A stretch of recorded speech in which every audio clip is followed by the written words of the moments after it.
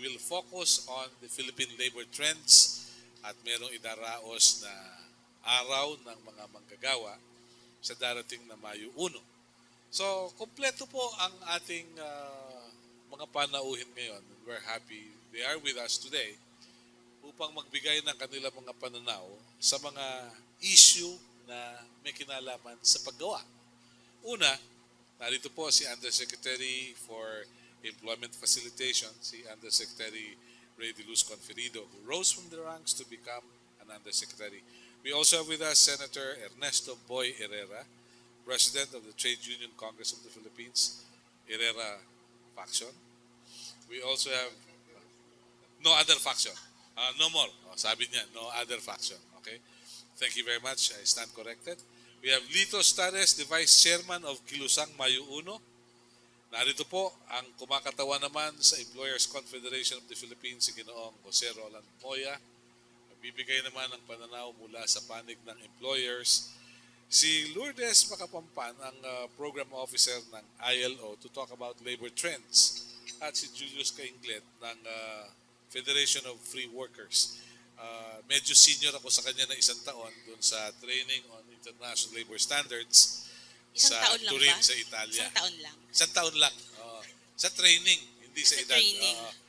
Okay. Sky, magandang umaga sa iyo. Belated happy birthday. Magandang umaga po sa inyong lahat at sa mga guests natin dito, sir. Magandang umaga po. And very exciting nga kasi labor yung pag-uusapan natin. Ano kaya ang mangyayari sa mga tao? Anong nagaganap? Oo. And we're not talking of Quirino Memorial Labor Hospital in Project 4. Iba yun, sa Capabella. Ibang labor yung Ibang nandun. labor yun. So, ang sitwasyon natin ngayon, we will have to ask our friends, our guests, how is it today in the labor front? Undersecretary, kayo po ang Undersecretary for Labor Facilitation. How successful are you and your office in getting more people to jobs? Pakilipat po ng microphone. Well, kinikilala ng Department of Labor and Employment na bagamat dun sa statistika ay sinasabing bumaba yung unemployment rate. Pero yung hamon sa kalidad ng employment sa ating bansa ay nananatili. Kaya nga tinitingnan ko yung report ng ILO dun sa employment trends. Talagang napakalaking hamon pa rin. At the end of the day, ang binabanggit nga ng report, nagsisikap ang Department of Labor na gumawa ng iba't ibang programa para maging efficient yung employment facilitation. But at the end of the day, talagang ang susi sa anumang paglikha ng trabaho ay yung investment. So, kailangan talagang paunlarin ang pamumuhunan ng ating ekonomiya upang makalikha ng mga trabaho. At yun ay hindi malilikha ng isang sektor lamang. So, kailangan magtulungan yung tripartite partners para maibunsod yung kailangang kaunlaran sa ating bayan upang maibsan yung mga suliranin pagdating sa trabaho. Doon po sa labor trends na binabanggit ng mga taga-ILO, do you think we have the luxury of time to attain our goals considering that the Aquino administration is in the last 2 minutes? Palagay ko yung hamon ay hindi lamang sa administrasyong ito, kung hindi sa lahat ng ekonomiya. Kasi ang report ng ILO, gumagawa rin sila ng report hindi lamang sa Pilipinas. So yung decent work deficit na sinasabi ay problema hindi lamang sa Pilipinas kundi sa lahat ng ekonomiya. So kinakailangan talaga ng pagbabagong isip ng lahat. Ang daming suliranin sa lahat ng parte ng mundo. At sa aking pangsariling pananaw, kailangan talaga ng pagbabagong isip ng lahat. Kasi habang ang magiging approach ng lahat ay tunggalian, parang laro yan kung magkakaiba ng pananaw at naglalaban-laban. Of course, napakahirap asahan na magkakaroon ng isang pananaw, pero kailangan yung pagsisikap na makita kung paano magkakatulong-tulong sa paglikha ng trabaho. Mula po sa Employers Confederation of the Philippines, do you see some silver lining? Because even the Joint Foreign Chambers of Commerce mentioned several suggestions. Merong maganda, pero mukhang kulang pa rin mula sa pananaw ng employers. Sa loob ng nakalipas sa 5 taon ay nakita natin yung pag-unlad ng ating ekonomiya. Halimbawa, nung katapusan ng 2014, we registered a GNP growth rate of 6.9%, higher than the growth rate for the same year in the third quarter. Noong 2013 ay 5.3% ang ating growth rate at inaasahan na lalo itong tataas. Bagamat tumataas ang ating ang growth rate natin ay wala pa rin yung tinatawag nating inclusive growth kasi hindi nagkakaroon ng trickle down sa pinakamahirap na sektor ng ating ekonomiya. Kung kaya sa darating na Mayo 14 at saka 15, ang tema ng National Conference ng ECOP ay nakatuon sa jobs and prosperity, the ultimate challenge, upang himayin ng mamumuhunan, nagmamayari ng negosyo kung ano pa ang dapat gawin upang lalong mapalago ang ekonomiya. Sinabi na nga ni Yusek Conferido na ang employment ay function ng investment. Marami pa rin tayong dapat gawin at ito ay hindi lamang magagawa ng employer sector. Dapat pagtutulungan ito ng lahat ng sektor at stakeholders ng ating lipunan. Ano kayang nangyayari? Bakit hindi sinasabi nyo kanina, sir, na hindi trickle down sa baba? Bakit ito yung nangyayari? Oo nga, umangat yung ekonomiya natin, pero bakit hindi siya trickle down dun sa Hindi nadarama pinakamahirap? Oo, ang pinakamahirap. oo, maraming nagsasabi, tumataas, gumaganda nga yung So, ekonomiya. summarize Hindi natin naman into nararamdaman. jobless growth. Tama ba? Bakit hindi nagti-trickle down? Or is there such a thing as trickle down? Because no less than the IMF President Lagarde said, there's no such thing as trickle down. Bakit kaya ganun? Sino kaya pwede sumagot? Naiiling si Ginoong Lito Ustarez ng KMU eh. Ano ba problema? Sige nga po.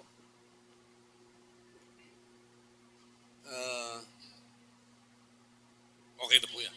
Bakit? Sa amin po, ang paningin namin sa Kilusang Mayo Uno ay tatlong bagay. Una, sabihin na natin na ang dahilan ng kasalukuyang paglaki ng bilang ng walang hanap buhay at ganun din yung paglaki ng bilang ng mga kontraktual na mga manggagawa ay dahil na rin doon sa issue na talagang una, walang kalidad talaga yung trabaho ng mga manggagawang Pilipino. Pangalawa, yung sahod ng mga manggagawang Pilipino ay napakaliit niya. Kumbaga sa pangangailangan ng isang pamilya ay talagang hindi sasapat yung sahod ng isang manggagawa. Kaya't hindi nakapagtataka na merong mga kamukha ni Mary Jane Biloso na ngayon ay nahaharap sa kamatayan at pagbitay dahil doon sa hindi mai-provide ng gobyerno yung binanggit ko ng disenteng trabaho at nakabubuhay na sahod. Yan ay napakalaking problema ng gobyerno sa napakatagal ng panahon. At sa ngayon nga, habang tumatagal, ay lumalaki yung bilang ng ating OFW, nasa 12 million na, no? Yung ating OFW. At ang nakalulungkot, meron pang 80 na nakalinya doon sa death row. At merong 128, kasama diyan, yung mga nakakulong sa iba't ibang mga lugar ng ating bansa. So, yun yung mga dahilan na kung bakit sa aming tingin, gusto ko na rin sigurong sabihin kung bakit pa hindi nararamdaman ng mga manggagawa at mamamayan yung sinasabing growth rate. Matagal lang pinagmamalaki ng gobyerno yan, yung growth rate. Sa aming tingin, hindi iyan nakakaabot sa sikmura ng mga manggagawa at mamamayang Pilipino. Yung growth rate na yan. Dahil nga doon sa binanggit ko na napakababa ng sahod ng mga manggagawa, kung may trabaho ka, kontraktual, at makikita na natin mismo sa datos na halos iilan lamang ang mga mayayaman at nagkakamal ng limpak na tubo mula sa dugo at pawis ng mga manggagawa. Okay. Sabihin na natin number 1 yan si Henry C. Ano? Kasi yung bilyonaryo sa buong Asia. Pero ano yung katangian ng kanyang mga manggagawa? Okay. Di ba? Well said. Pero, Senator Herrera, you were once a lawmaker. Do we have enough laws or kulang pa ba yung batas o kulang pa yung pagpapatupad ng batas to protect our workers and investors alike? Well, in terms of protecting the worker, Pakilapit lang po ng mga. sa issue sa kung mayroon ba tayong mga batas to protect the workers, maraming mga batas. Ang problema lang siguro is kulang tayo sa enforcement. Isa dyan is that alinsunod sa ating konstitusyon at sa ating mga batas, isa sa pinaka-importanting function sa Department of Labor is really to encourage workers to form or join unions in order to empower themselves. Sapagkat if you have a poor government and cannot afford to give full protection, to hire enough people to provide protection to the workers, ang alternative mo dyan is you empower the workers. Let them form their own unions, join unions in order that they can protect themselves. Now, mayroon ba tayong sufficient laws to encourage workers to form or join unions? Of course. In fact, alinsunod sa Constitution, isa yun sa primary function ng Department of Labor. Pangalawa is that isa sa mga batas natin ngayon, we encourage workers to join unions, especially yung sa mga companies na walang union. Alinsunod sa batas, kung mayroong isang union na mag-file ng certification election in a non-organized company, immediate sana yun mayroong certification election kung wala mang voluntary recognition. Pero ang experience sa mga union ngayon, it's very difficult. Sometimes it took years before you can have a certification election. That way, that will discourage workers from joining unions. More so, sa ating panahon ngayon, maraming unemployed. At ang tendency dyan, yung mga manggagawa, takot mag-join ng unions sapagkat takot sila nga baka i-dismiss sila sa kanilang trabaho. So, kailangan talaga na first, the government through the Department of Labor should teach workers how to organize and encourage them to empower themselves by forming their unions or joining unions. Pangalawa, kailangan dyan na yung government should protect those na nag-join ng unions from the harassment ng mga employers. Not all employers, because there are good employers. Pero marami mga employers, ayaw talaga nila may union. So anong protection ibigay mo sa manggagawa? That is the primary job of the Department of Labor. Na ang problema ngayon na ito ay is not fully implemented ng ating Department of Labor. Now, ang kailangan diyan that the Department of Labor should be proactive yung pagbigay ng proteksyon, pag-encourage ng mga workers to form unions. Because ang Department of Labor itself does not have enough capability to protect workers. In fact, that is still the practice in almost all countries, especially developed countries, to encourage workers to join unions and form their own unions. But we have just to make sure na ang union naman should be responsible enough to see to it that this should not be para bang anti-growth. Oh, you're not referring to KMU? No, I'm not referring to okay. KMU. Okay. Because there is always that problem. I can still remember one time there was one company yung na-form ng union. The president of the union immediately started calling the management representative to his office in order to consult him kung anong mga problema nila. Ayun. Lumaki agad ang... Nagka-hydrocephalus. Okay. But anyway, what is important nga kailangan both employer and union are responsible. Okay. Now, the other thing, kailangan natin that here, and it's good that the Secretary of Labor should be the spokesman of labor in the cabinet. Ganon yun. Importante yun. Sapagkat siya ang Alter ego. alter ego ng labor sector. Yun ho, kung may Ano? cabinet meeting. Well, Mukhang wala eh. but they always have access to the president. Okay. Yun ang experience ko sa government. Okay. Kung if you are a cabinet member, you always have access to the president. And it is very important na ganun ang the Secretary of Labor should not forget that that is his or her role in the cabinet. Otherwise, kung walang representative din ang labor, then useless yung government na yan. Sapagkat you can only attain real progress if the workers themselves are satisfied of how the government is being managed. But let me ask you a very quick question, Senator. Workers are never satisfied, as some people say. No. Maybe some leaders in the workers sector not satisfied. But ang mga union naman, mayroon naman silang sariling mga targets na that will satisfy them kung they will be able to approximate yung attainment of their target. Ganon yun. Okay. So, pareho lang yun sa government. Now, ang government rin natin ay kailangan rin, and here the Department of Labor has a very important role to play.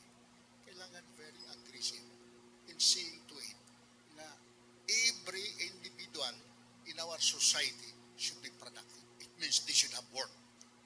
Okay. Otherwise, it's very expensive to maintain a non-productive citizen.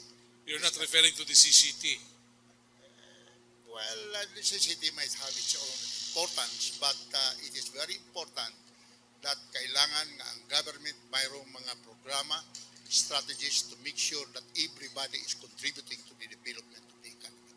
Okay. Yan ang pinaka-importante dyan. Now, kung tingnan mo yan, for the past years, the government is not very aggressive in spending what is appropriated by Congress, especially on matters that will affect the improvements of our infrastructure. Now, alam naman natin na in every project of the government, ang cost of labor niyan is always embedded.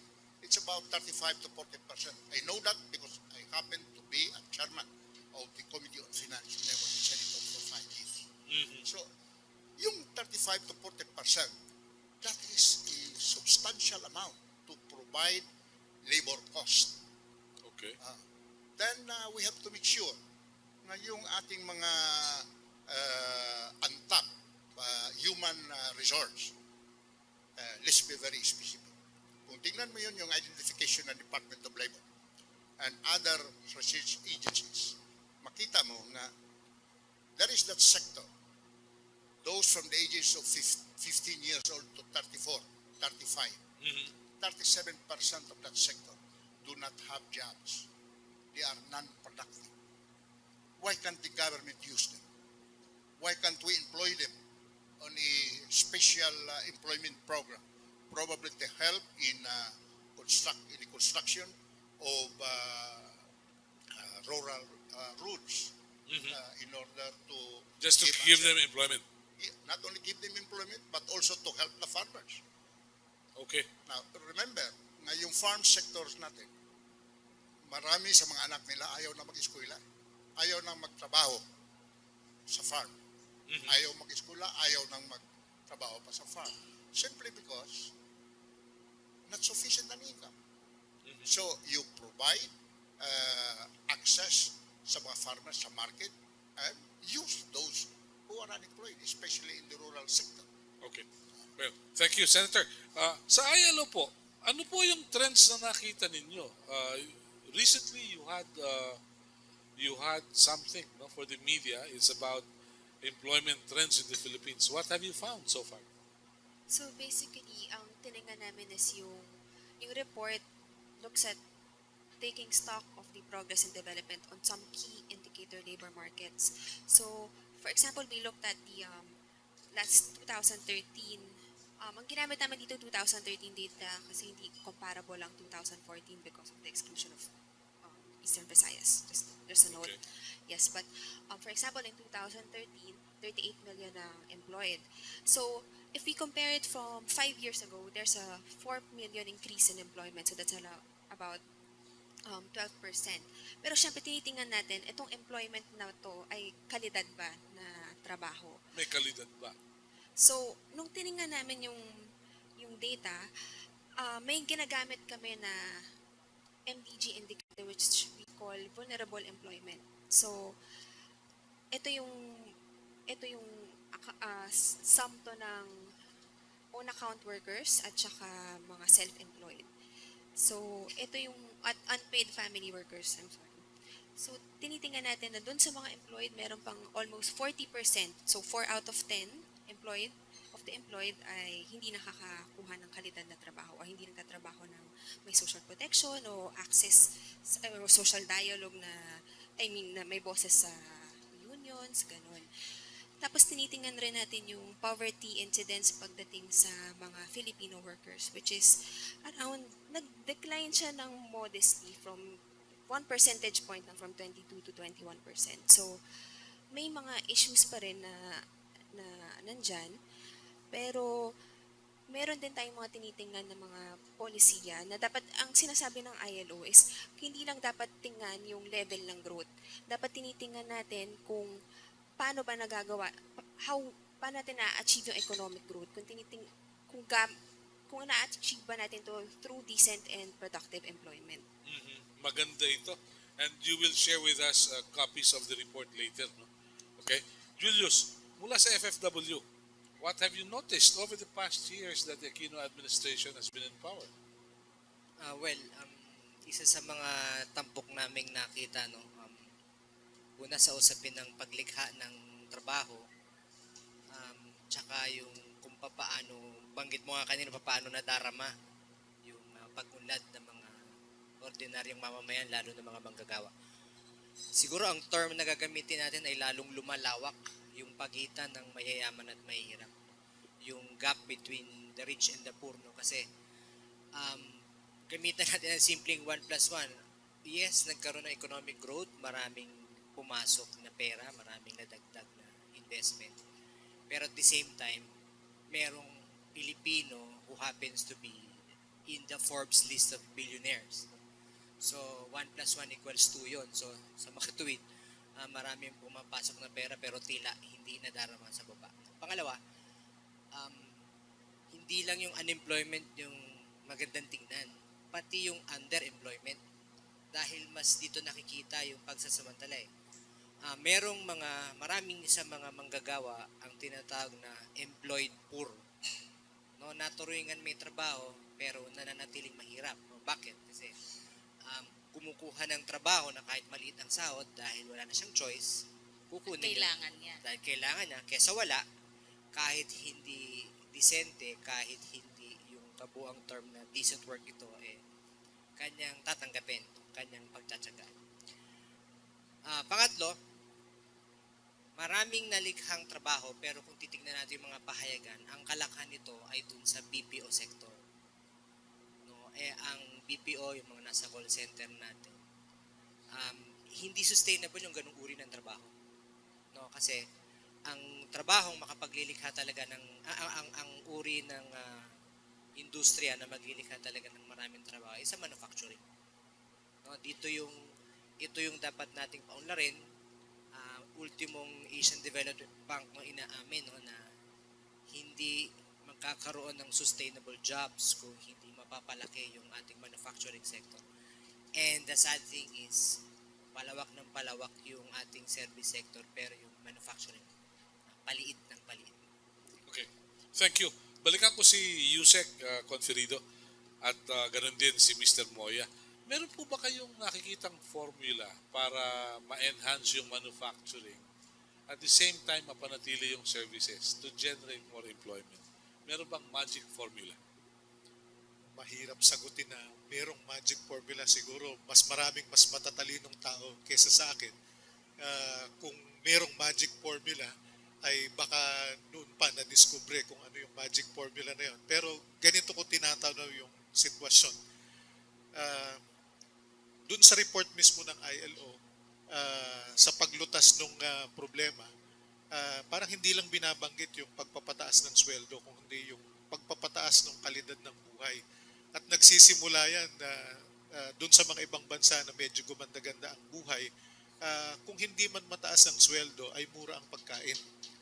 So, yung productivity sa agrikultura, sa agribusiness, ay isang potential na tinitingnan. Lahat nagsisimula doon eh. Pagkatapos nun, binabanggit din yung manufacturing na nagpo-proseso ng mga pagkain. At mula doon ay dadaloy din naman yung mga serbisyo. Ang tanaw ko rito, ang buhay ay parang tubig. Dadalo yan kung saan kailangang dumaloy para mag-survive at magkaroon ng oportunidad. Sa ayaw natin at sa gusto, yung mga manggagawa natin, pag wala silang masyadong makitang oportunidad sa lokal na merkado, pupunta yan sa overseas employment. Kaya nga, meron din tayo mga suliranin sa bagay na yun. Ano ang formula para bumuti yung kalagayan natin? Hindi siguro masasagot ng iisang sektor lamang yan. Hindi pwedeng sagutin lamang ng gobyerno, hindi pwedeng sagutin lang ng worker, hindi pwedeng sagutin lang ng employer. Kailangang magtulong-tulong sila. At kung maaari sana ay matanaw nila ang isa't isa, hindi bilang may-ari lamang ng bagay-bagay, kung hindi katiwala lamang sila, steward. Hanggat hindi nadidevelop yung sense of responsibility ng isa't isa, na yung aking ginagawa ay hindi lamang para sa aking sarili, kundi para sa aking kapwa, napakahirap makita yung kalutasan ng isa't isa. Kailangan mo kasing paunlarin yung productivity ng buong bansa eh. Hindi lamang ng isang sektor like manufacturing. Yung manufacturing, kung wala siyang pundasyon sa agrikultura, hindi mo maibubunsod ng tuloy-tuloy. Ngayon, buti na lang may mga teknolohiya na ngayon na hindi lamang umaasa sa fossil fuel. Diba? Meron na tayong solar panel, meron na tayong wind technology. Sana mapalago pa ng mapalago yan, sapagkat yan yung magbibigay sa iyo ng kapasidad na ibaba mo naman yung sana in the long run yung cost of energy na alam naman natin hindi rin sustainable yung extraction ng fuel lang from fossil fuel. So sana yung matatalino sa atin sa sektor ng gobyerno, ng namumuhunan, ng employer, ng manggagawa, makita kung paano pag-ugnay-ugnayin yung mga yon. Kasi at the end of the day, kailangan mas marami tayong maiproduce para mapaghati-hatian ng lahat ng mamamayan upang umalwa ang kanilang kabuhayan. Okay. Maganda po yan. Wala po sa ECOP. Dahil lang sa meron din sinasabi rito, gawin daw yung wage increase consistent with inflation and productivity. Dapat daw ma-redefine yung basis for minimum wage to take into account smaller families and more than one wage earner. Create industry-specific minimum wages. How does that sound to you? Well, gusto ko munang sagutin yung nauna mong tanong. Sige po. Na kung paano natin kung meron bang magic formula para lalong mapalago ang ating manufacturing sector. Kaparehas ni Yusek Conferido, mahirap yung tanong na yon at sa palagay ko wala namang magic formula dahil nitong mga nakaraang taon nakita natin na maraming mga manufacturers ang nagsara ng kanilang mga factories dito sa Pilipinas at lumipat sa mga karatig na bansa katulad Myanmar. ng Vietnam, Vietnam, Myanmar, nitong huli, Cambodia. Siguro function niya ng competitiveness ng Pilipinas at iba pang mga factors. Ngayon, patungkol naman doon sa minimum wage, sa wage determination system natin, meron na rin mga reforma na ginagawa ang ating Department of Labor, kaparehas sa halimbawa ng two-tiered wage system, kung saan yung first year ay yung tinatawag nakapako doon sa mandatory regional wages, minimum wage. Yan yung fixed rate. At yung pangalawang tier ay yung tinatawag na productivity base, kung saan mag-uusap yung employer at manggagawa kung magkano yung flexible wage rate. Pero ako'y naniniwala rin na dapat ay hindi lamang yung pasahod ang ating dapat tingnan para lalong maging maigi yung take home pay ng ating mga manggagawa. Pwede rin nating tingnan yung reform sa ating income sa tax. Okay. Isa yan sa mga Pwedeng gawin. pwedeng gawin. Okay. At maganda ring programa yung tinatawag na LLCS, Labor Law Compliance System. Okay. Ilan yan sa mga Pwedeng mga gawin na- reforma na sinusuportahan, na ginagawa ng Department of Labor na sinusuportahan ng ECO. Okay. Sa KMU po, may nakikita ba kayo? We will open the floor to our friends from the media in a short while. What has KMU, TUCP, FFW got to say about the issues? Yung magic, sa amin, ang tingin namin, yung ibang mga maunlad na bansa, ginamit yung tunay na reforma sa lupa at pambansang industrialisasyon. Doon nakinabang yung mga mamamayan, doon sa mga bansang nagsagawa ng mga ganitong mga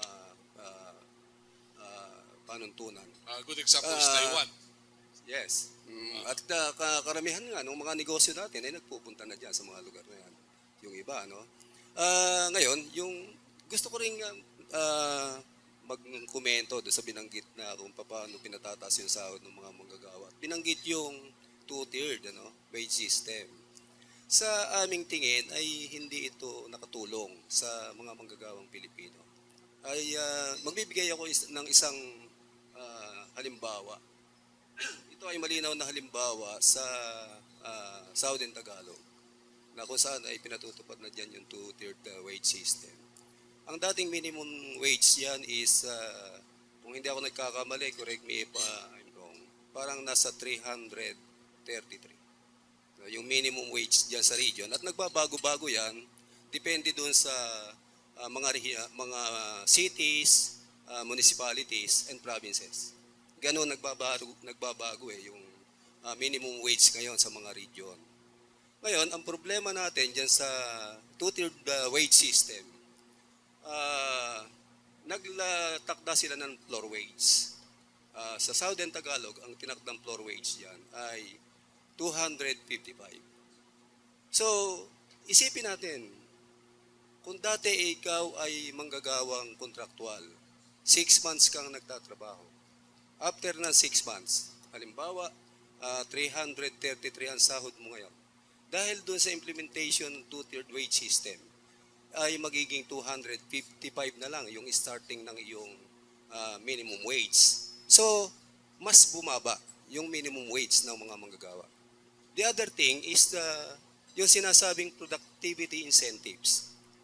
Ako ay matagal na naging manggagawa. Almost 29 years akong manggagawa sa isang kumpanya. At meron kaming union, malakas ang aming union. Meron din kaming productivity incentives.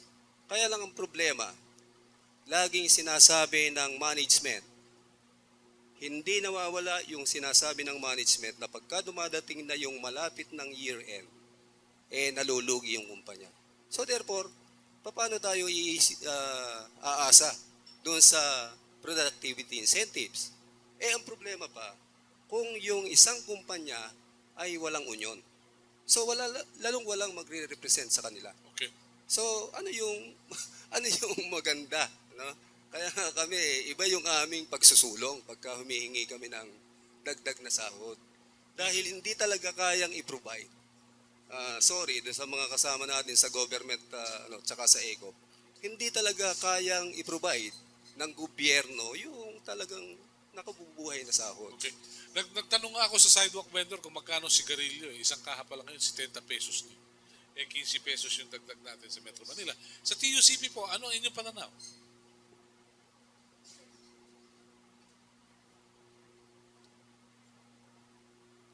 Yung sa two-tier increase, yung productivity increase, there is always a difficulty there sapagkat walang basis accepted by all sectors. I'm referring to the government, to the workers and the employers, on how to measure productivity in relation to the management investments and in relation to workers, magkano ba kanilang share in terms of wage increase. Pero kung mayroon siguro acceptable formula for that, siguro naman pwede yung ma-enforce effectively. Yun na pala yung problema, even in the discussion in collective bargaining negotiation. How are we going to measure productivity? At magkano ibigay sa employer, magkano ibigay sa worker. That is always the problem. But there is logic in using that as one of the basis pag-increase ng sahod ng mga manggagawa, the share ng manggagawa sa productivity. Pero yung productivity should be used also in terms of measure. Magkano ba ang ibigay ng profit doon sa employer? Kailangan yun. So, that is the problem of looking for the correct formula in measuring productivity. That's one. Now, we should not forget, and I'm sure the government is aware of this, nga kung mataas ang unemployment at saka underemployment, ang problema dyan, the quarrel is usually between the workers who have jobs and the workers who do not have jobs. Sapagkat yung walang trabaho, gustong makuha niya yung trabaho. That is why you have problems of equalization, you have problems of dismissal agad ng mga workers, mababang sahod, because it is the workers who do not have jobs who are pulling down the benefits of those who have jobs by promoting themselves to the employer na pwede kaming magtrabaho kahit below the minimum wage. So the government should address that problem.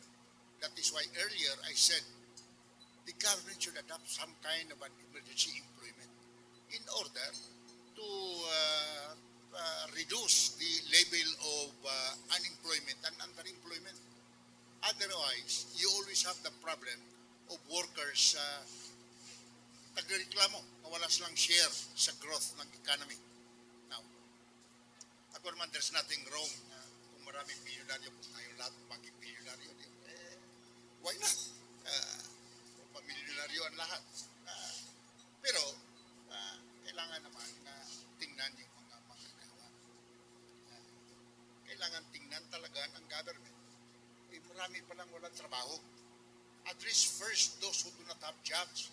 Because itong walang trabaho, nagbigay ng malaking problema sa ating gobyerno. Tataas yung cost ng social services.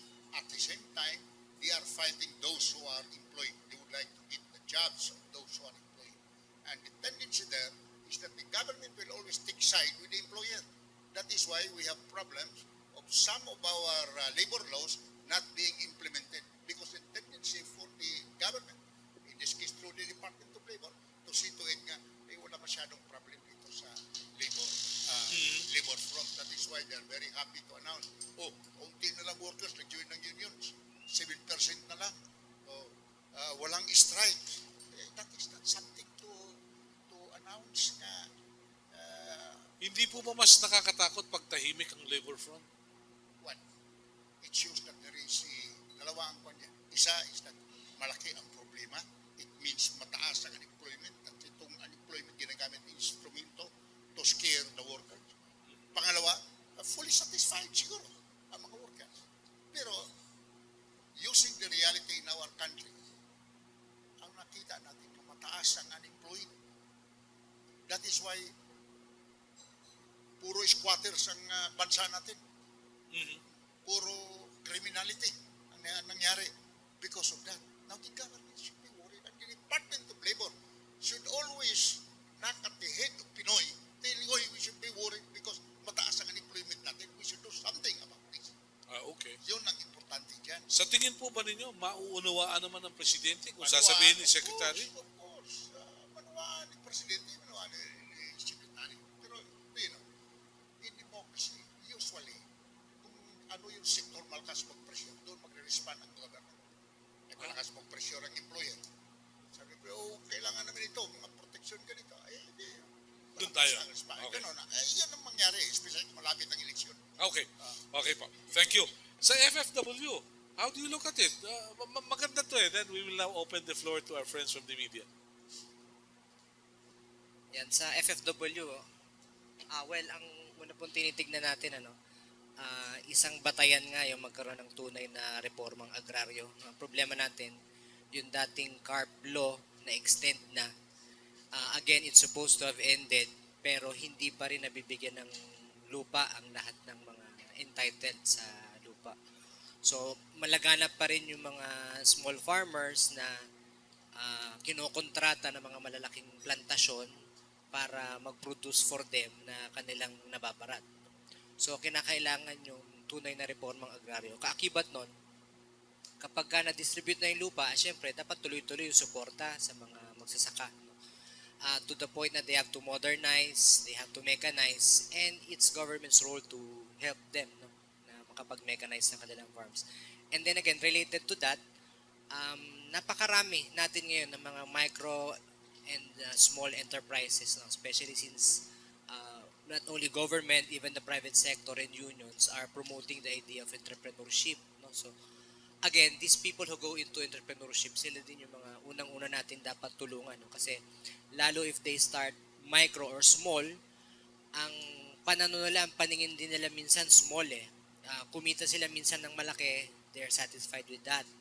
Natatakot sila mag-expand. So dapat nandyan yung tulong na i-extend sa kanila para they'll be bold enough para palawakin, palaganapin yung kanilang negosyo. And then again, in relation to that, dapat ang gobyerno mukhang pinatutunayan ng kasaysayan natin ngayon na mukhang mas mainam kung may mas malaking control ng gobyerno, especially sa basic industries.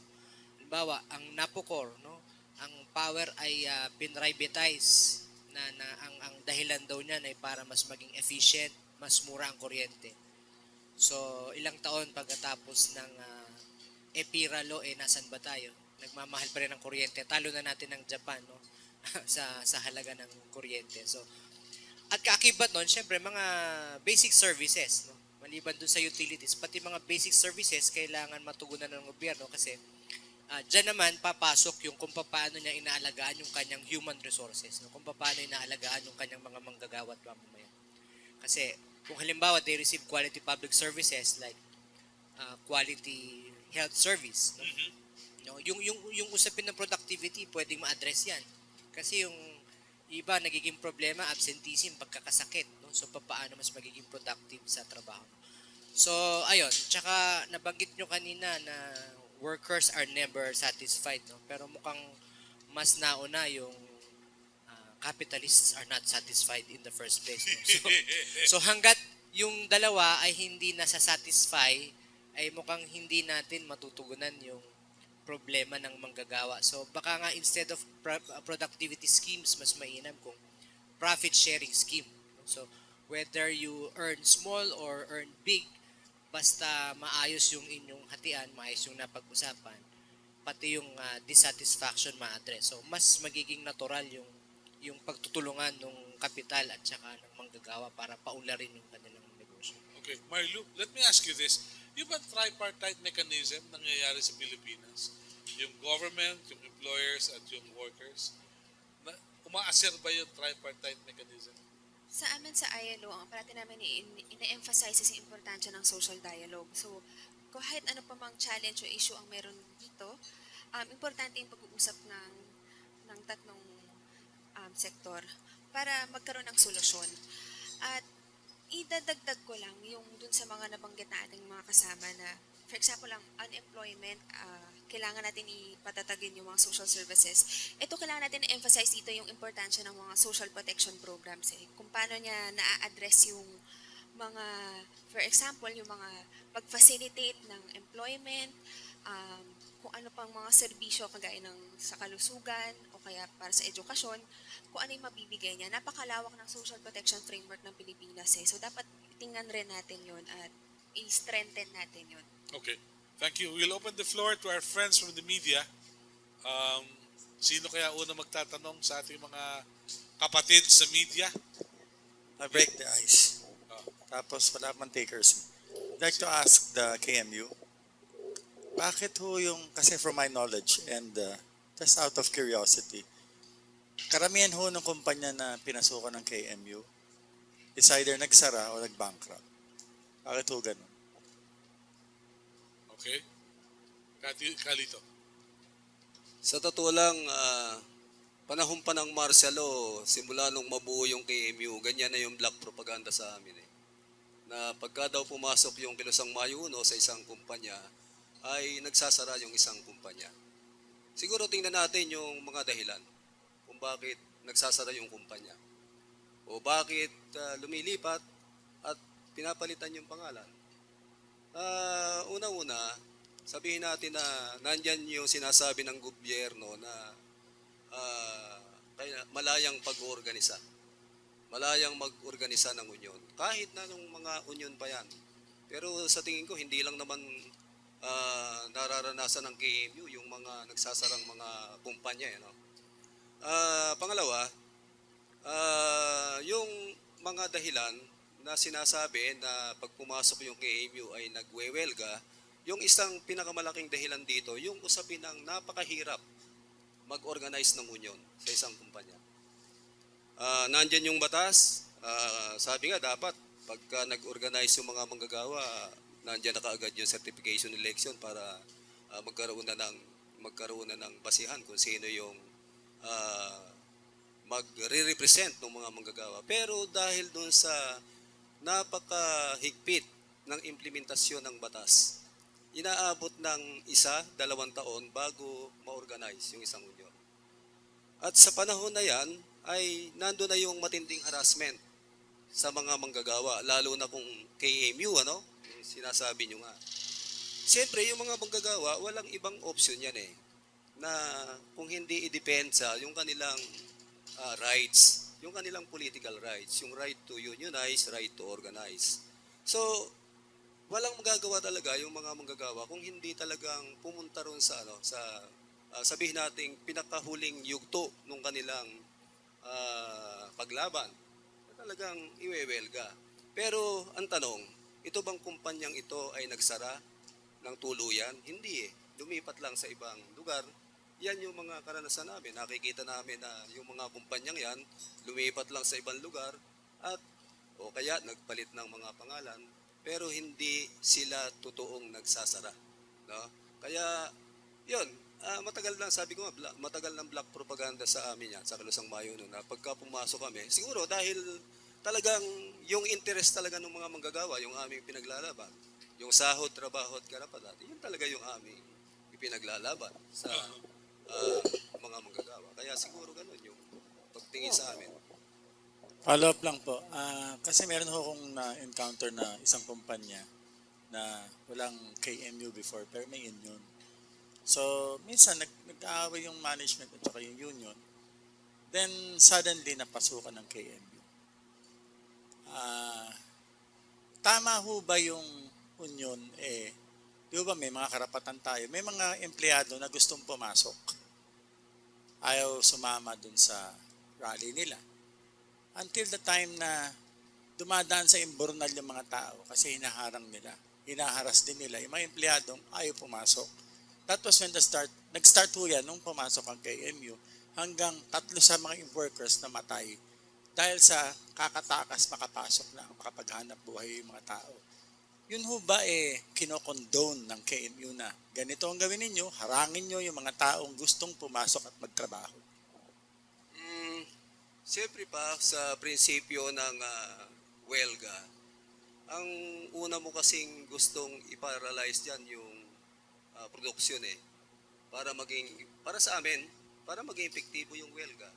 Kasi kung nakawelga ka nga, tapos tuloy-tuloy naman pumapasok yung produkto, lumalabas yung produkto, yung hilaw na materyales at lumalabas yung yaring produkto, hindi magiging epektibo para sa amin yung welga.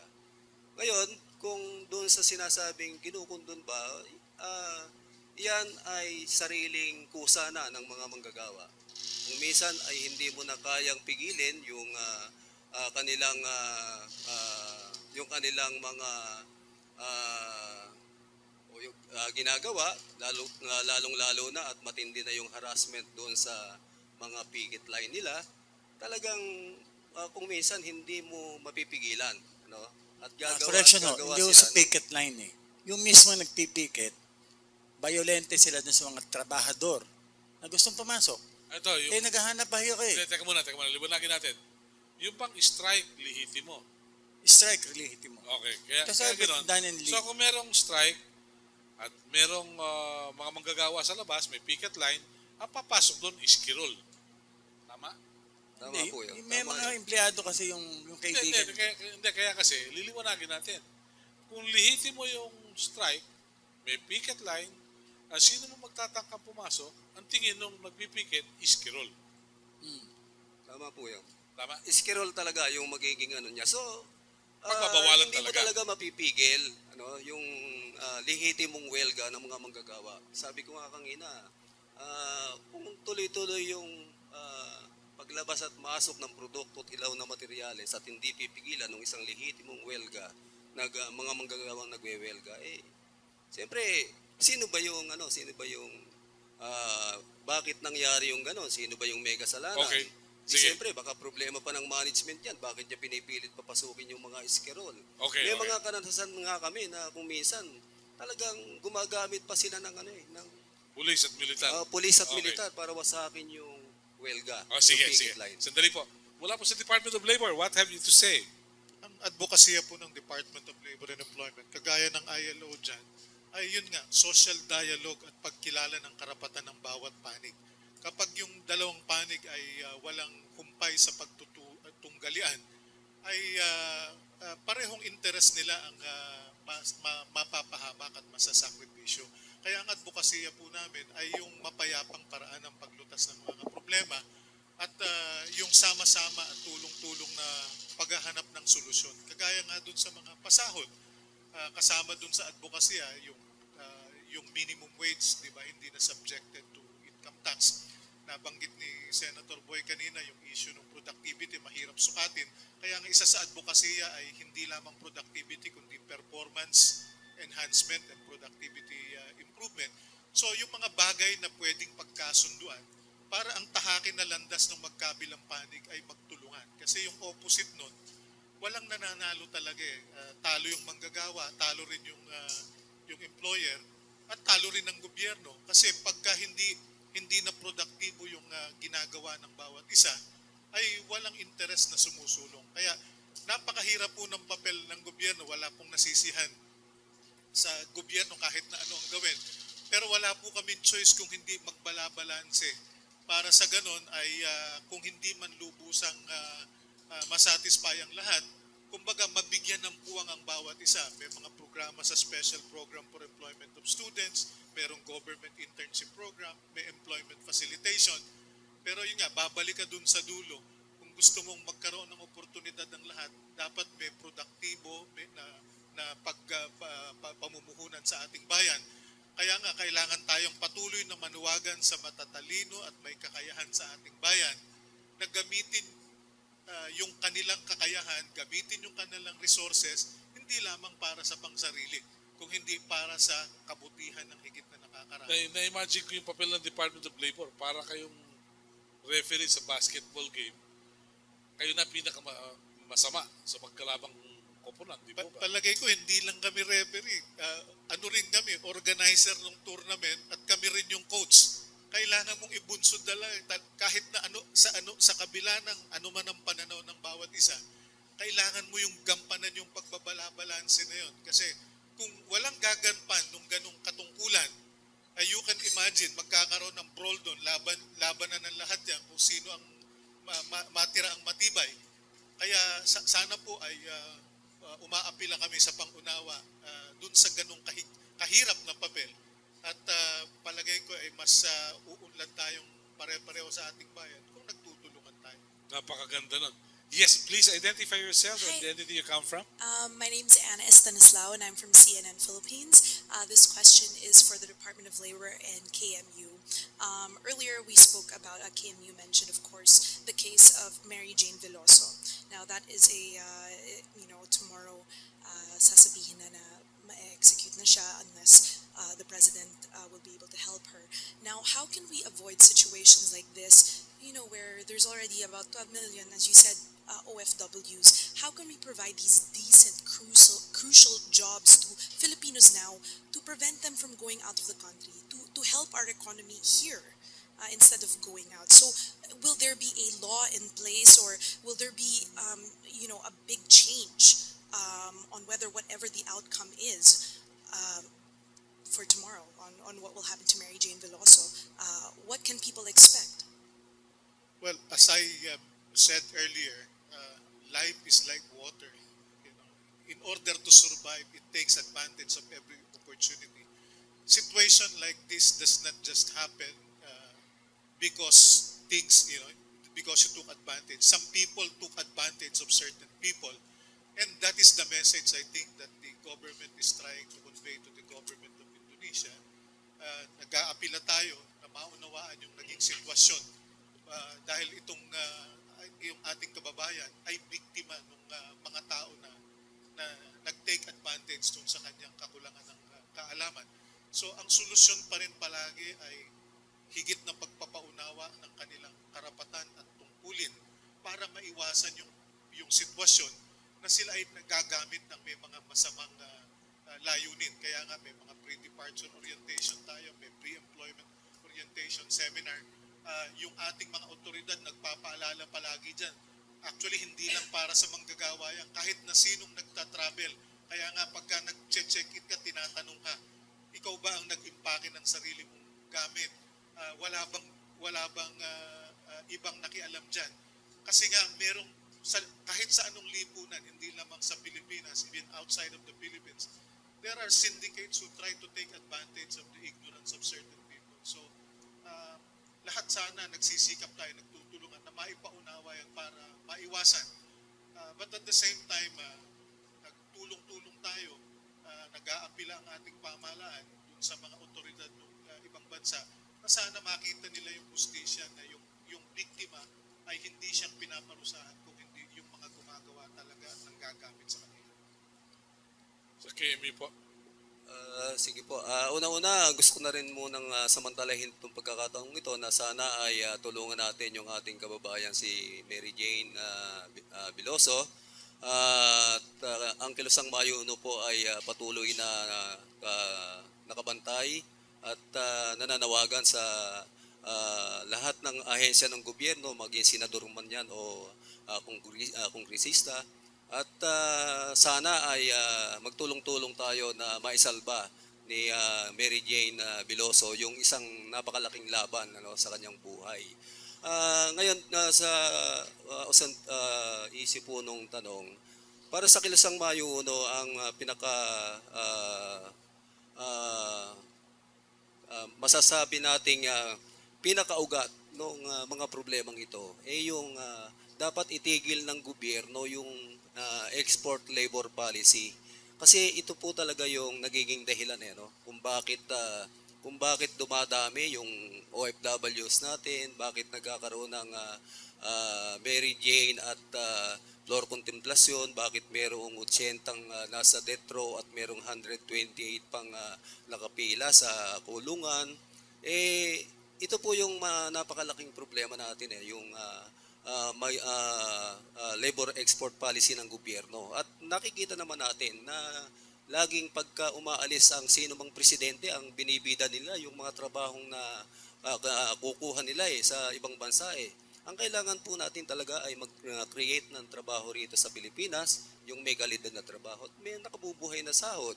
Kaya yun po yung yun po yung isang mga dahilan. At sabi nga namin kung iyan yung talagang ah, layunin ng gobyerno, hindi kami nagtataka na isa ito talaga yung OFWs natin. Isa ito sa pinagkukunan ng malaking pondo na iyan yung bumubuhay at nagbibigay ng sustansya doon sa sinasabi ng gobyernong paglago ng ekonomiya, yung gross national domestic product. Nitong taon nakaraan, umaabot na ng 25 billion US dollar, yung pinasok ng OFW. Foreign remittances. Oo, foreign remittances. So, yan nga yung isang napakalaking problema natin. At hindi ko malaman kung paano yan kakayaning i-address ng gobyerno para mabawasan na yung mga katulad nung mga kababayan natin na hanggang ngayon ay Problemado pa. problemado. Okay. Sandali lang po, Ana. During the 60s, yung mga nagbebenta ng aliw sa Pilipinas, mula sa ibang East Asian countries. Pero nung gumanda yung ekonomiya ng mga bansa nila, nag-uwian at nag-retire na yung mga nasa ganong profesyon, if you may. Precisely, kaya nga kailangan merong matutunan tayong leksyong lahat sa mga pangyayaring yun.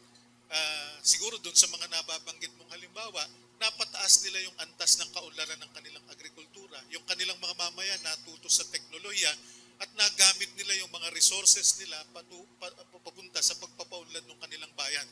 So yung hamon na yun ay hamon hindi lamang sa pamahalaan, kundi hamon sa ating lahat. Ano yung maiko-contribute natin papunta dun sa ganong direksyon? Okay. Sir, last question. Sabi niyo po... Last question from you. Okay. Yes po, last question po for me. Sabi niyo po, kailangan magtulong-tulungan. Can you give an example in what way each sector can help each other, help the government fix this problem? Well, nabanggit kanina, may mga kakayahan, resources, talento ang ating mga mamumuhunan dito sa Pilipinas. Ang hamon ay malagay yung kanilang resources in more productive investment. Yung ILO report, binabanggit nga doon yung agriculture and agribusiness upang sa ganon na siguro ang layunin nun maging abundant yung supply of food and lower the prices of food or make it more affordable to the citizen. Engage in more productive activities so that more productive jobs, more rewarding jobs can be created, and promote better social dialogue and respect of one another's right so that more consensus-based industrial peace can be attained in the country and more productive activities can be generated. So yun yung nakikita namin sa Department of Labor na pananaw upang sa ganun ay sumulong tayo towards a mutually beneficial progress in our country. Senator Herrera, would like to say something? Kami naman maniwala na you cannot prevent a worker from looking for a greener pasture. So yung hinto mo yung overseas employment simply because mayroong isang manggagawa na baka bitayin tomorrow, hindi naman siguro tama yun na 12 million Filipino workers hintuin natin magtrabaho abroad simply because mayroon tayong isang problema which is also a very serious accusation sa kanyang nag-engage sa drug trafficking.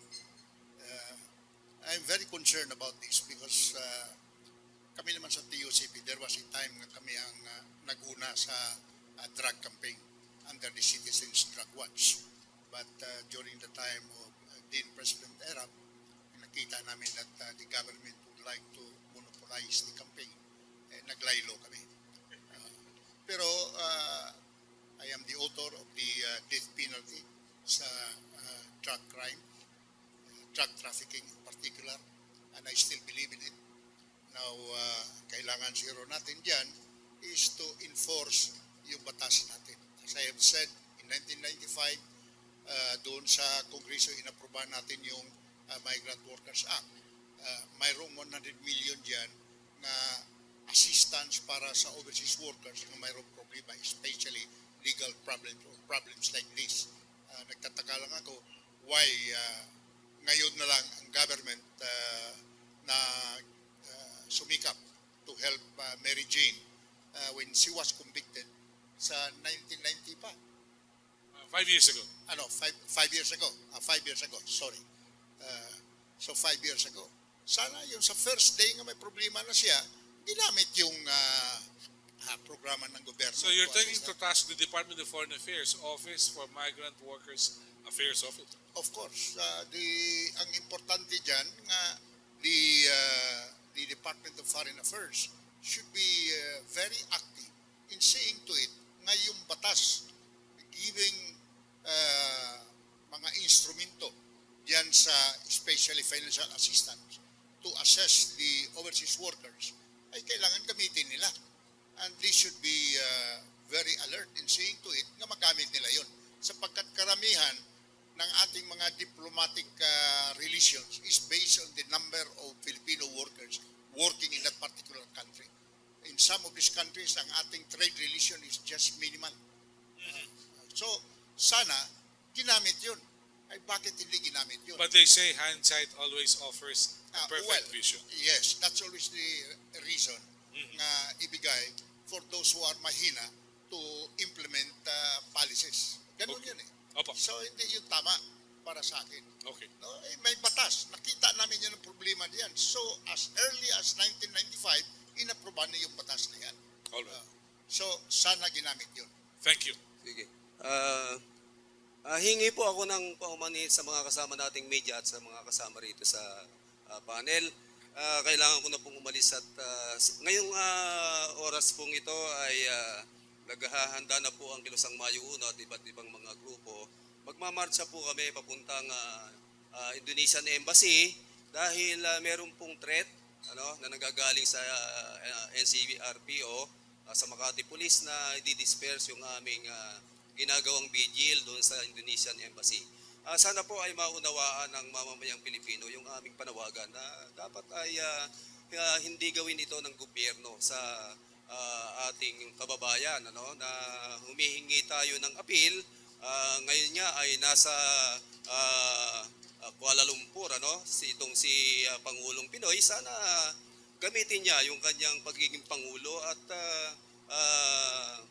makausap niya si Joko Widodo ng Pangulo ng Indonesia na maisalba yung buhay ng ating kababayang si Mary Jane. Paumen po at ako'y kailangan umalis na pero meron po kaming press release dito. Iwanan ko po sa inyo. Iwanan na po. Okay. Opo. Maraming Pero po salamat. we'll pause for a souvenir picture muna. Souvenir picture muna tayo. Tatayo tayo para yung firing squad natin so we can resume later. Choices and not the only choice for our citizens kanina tapos nabanggit din ni Yusek Ray kanina yung panawagan sa mga matatalino at magagaling na mga Pilipino na sana'y maiwan dito at tumulong na lutasin yung ating problema. Sana nga po may ganong matibay na inisyatiba lalong-lalo na sa gobyerno. Kaya lang po ang nagiging problema natin, for example, mga doktor at nurses natin ay patuloy pa rin na nag-abroad. And yet, makikita po natin yung Department of Health budget ay underspent. Hindi nila ginamit sa pag-hire ng mga nurse at doktor natin na pwede sanang ma-deploy sa maraming mga government hospitals at sa mga health centers sa mga regions which are very poor. Related to that, sa DOST rin, Department of Science and Technology, year in year out ang dami nating pinopondohang mga scholar under the DOST, pero once they graduate, what do they do? They also opt for greener pastures abroad. Meron tayong maraming matatalino sa pag-asa noon pero nagsipaglikasan. So yun po yung nagiging problema natin. Perhaps one of the problems din ay baka naman kaya ayaw nila mag-work for government ay hindi rin sila nagtitiwala na sa gobyerno. So, mahaba pa po yung ating lalakbayin para mapanatili natin yung brightest minds, brightest Filipino minds. Thank you very much. Yes, please. Magandang umaga po sa inyong lahat. Si Jerry Kibilan po ito. I have a different view. You've been talking about greener pastures. I am a good friend of former Secretary of Agriculture Willie Dar. He came back to the Philippines, established Inang Lupa. Go back to the provinces. Ang yaman natin kinoconcentrate sa Metro Manila. In today's paper, sinabi ni R.C. Balisacan na ang probinsya nandun pero walang infrastructures. Lahat ng pera dito lang sa mga major centers of business like Metro Manila. Hindi na po kailangan po bumalik ng iba sa probinsya, hindi na nagdadagdag ng problema sa Manila, pollution, gutom at lahat at hirap. Kung pag-uusapan ng economic team, halimbawa si Yusek, kasama kayo sa economic team ng gobyerno, Yusek or Secretary Domingo, okay. I don't know what they're doing. Basically in terms of refocusing their attention to the provinces. And then there is a lot of opportunities in the provinces. There's a lot of industries, coconut, bamboo, like the project of Tito Osias. Yusek, what are you been discussing, for instance, at the economic team, as far as refocusing your resources? To the provinces. Yes. Yung Department of Labor po ay bahagi ng Human Resources and Human Resource Development and Anti-Poverty Reduction Council. At ang responsibilidad po namin ay dun sa pagsasanay ng mga kabataan natin lalong-lalo na through the Technical Education and Skills Development Authority at yung pagpapalaganap ng impormasyon kung saan available yung mga trabaho. Doon po pagdating po sa pagpapalaganap ng investment ay nagpo-promote po kami ng industrial peace sa pamamagitan nga ng pag-promotion of social dialogue para magkaunawaan yung mga sektor natin sa halip na nagtutunggalian sa isang marahas na paraan. So yun po yung area ng responsibility ng Department of Labor and Employment. Pagdating po dun sa pagpapalaganap ng teknolohiya, pagpapalaganap ng pamumuhunan, may mga ibang parte po ng gobyerno na yun ang kanilang katungkulan. So parang sa isang team, may mga role, meron po tayong kanya-kanyang role. Kaya po sa bahagi ng Department of Labor, nagsisikap po kami na magampanan yung trabaho na naka-assign sa amin. Sabi ko nga po, at the end of the day, hindi lamang din po gobyerno, lalo na sa isang demokrasyang kagaya natin, hindi naman po natin pwedeng diktahan ang mga mamamayan natin exactly what they're going to do. We laid down the policy environment and we persuade the public, the private sector to take the initiative para yung nararapat nilang gawin ay magawa nila. Kaya nga po, sabi ko nga kanina sa inyo, napakahirap din po ng papel ng nasa gobyerno kung paano mo balabalansehin yan. At the same time, you hope that they will be inspired to do what they should be doing. So, yun po ang aking masasabi sa bahagi ng Department of Labor and Employment. Okay. Questions from the media, please? Yes, please. Good morning. I'm Attorney Jelly Nasino, formerly with, former legal counsel of the National Press Club for 3 years. I have a very simple question, and this is directed to the former Senator Ernesto Herrera. Sir, we are brothers in the law profession. May I know how this principle of contractual employees came into being? Because just this morning, I found out that in SM alone, there are now 32,000 employees and only 2,000 of them are permanent. Come again? How many are 32,000 employees and there are only 2,000 permanent. We have some people, we take our coffee at the Friends Baker of Cousin Kerry, and every 5 months we see different faces. Is this not a grave injustice to our people? You were a senator then, Senator Herrera. We need an explanation. Thank you. I'm glad that you raised this issue. Sapagkat mayroon akong nababasa rin sa some people blaming me about this contractualization. Referring to Republic Act 6715. Republic Act 6715 has nothing to do with the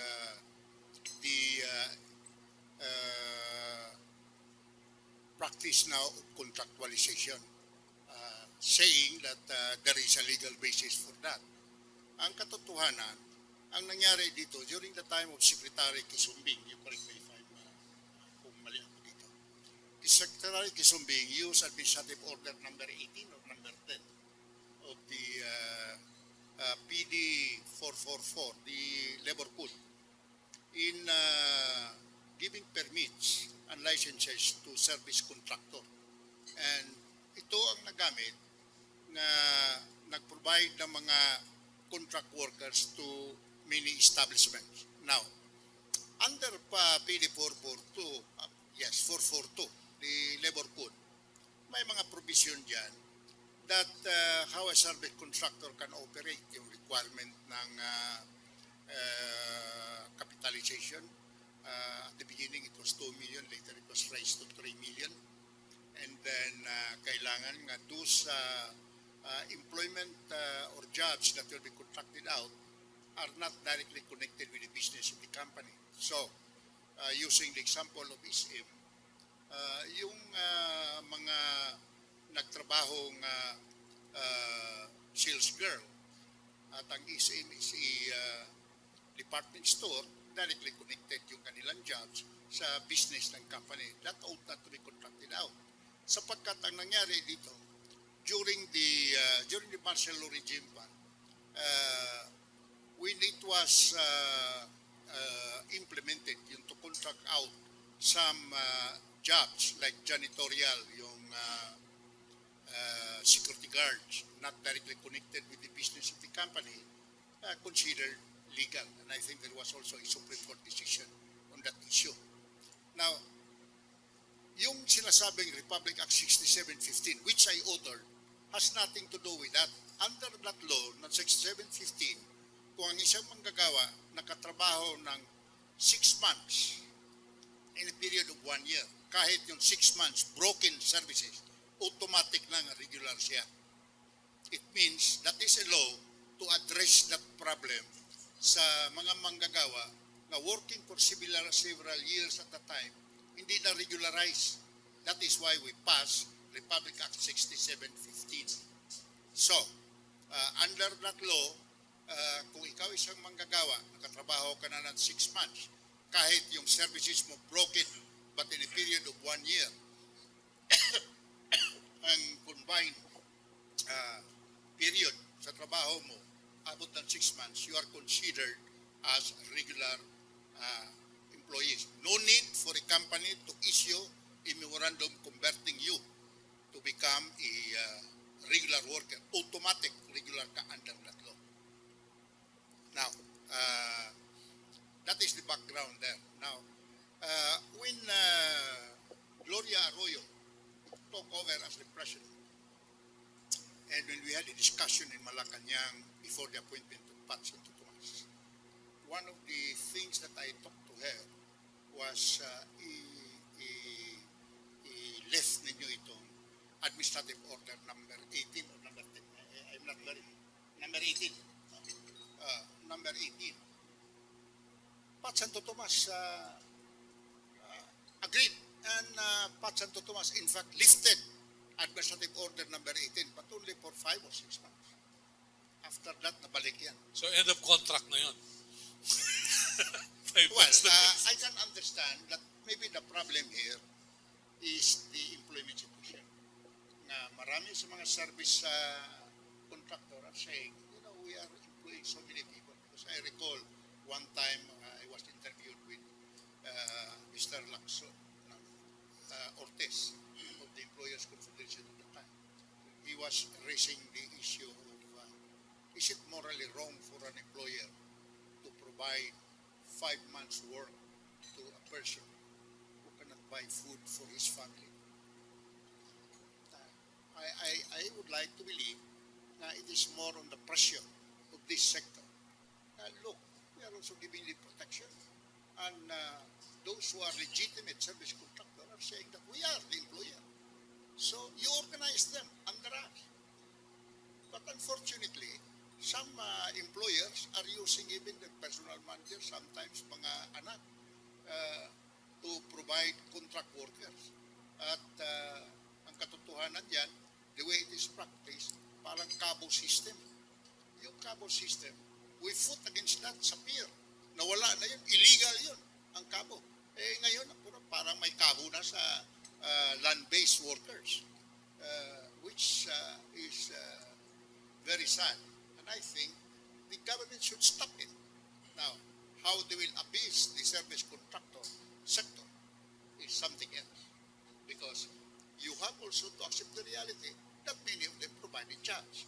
Now, under the PIPC, of which I am a member, ang ginawa namin diyan sana is that if the service contractor has a contract with a particular employer, say 14 years to provide contract out workers, the workers should stay also 14 years.